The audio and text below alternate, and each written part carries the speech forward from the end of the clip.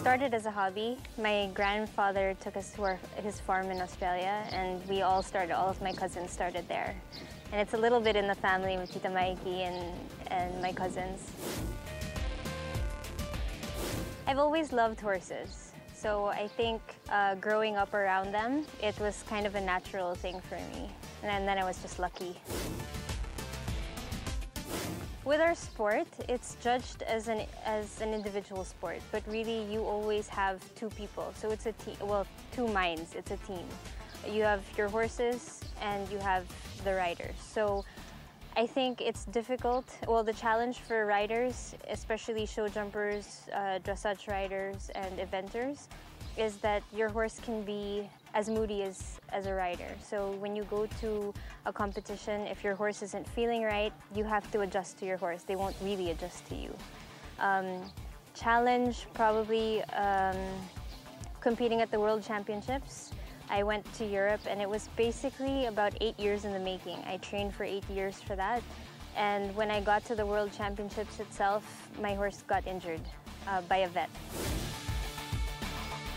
Riders in general tend to have back problems or knee problems, so I do a lot of maintenance for my back. I do an exercise called core kinesis, and it's about 30 minutes of my day when I do it. Maybe I do it 3 times a week, and it just helps strengthen my core. My highlight probably was winning the World Cup circuit, the Pacific League, and then qualifying. I was the only one qualified for 6 months for the World Championships in 2006. Gosh, I can't even describe it. I remember being extremely elated. I remember feeling very blessed, and I think the first thing I thought of was I was really lucky because I had my whole family there. And I had a lot of, actually a lot of my brother's friends were in university. They were studying in Australia at the time, and they all came. So it was really nice to be able to share it with my immediate family and my extended family. So whenever I go into the ring, I have the Philippines. Subconsciously, I put the Philippines behind me. So it makes it easier, I think. And then when you win, it makes it a lot more rewarding because you know you're not just doing something for yourself or for your family. You're doing something for an entire country's recognition.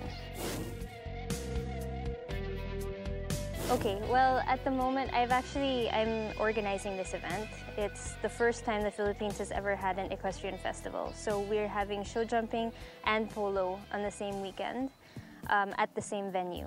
So this morning you'll see the jumping, and then this afternoon you'll see 2 games of exciting polo. We're showcasing some of the country's younger or newer up-and-coming polo players and some of the country's best polo players also.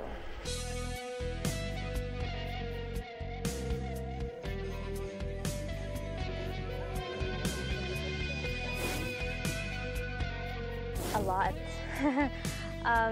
I'd like to be remembered, I think, as somebody who pushed past barriers, somebody who was told that you can't make it or your country can't make it and did it. So I think I'd like to be a little bit of an inspiration to the younger riders to show them that if they put their time into it and they put an effort in, they can go anywhere.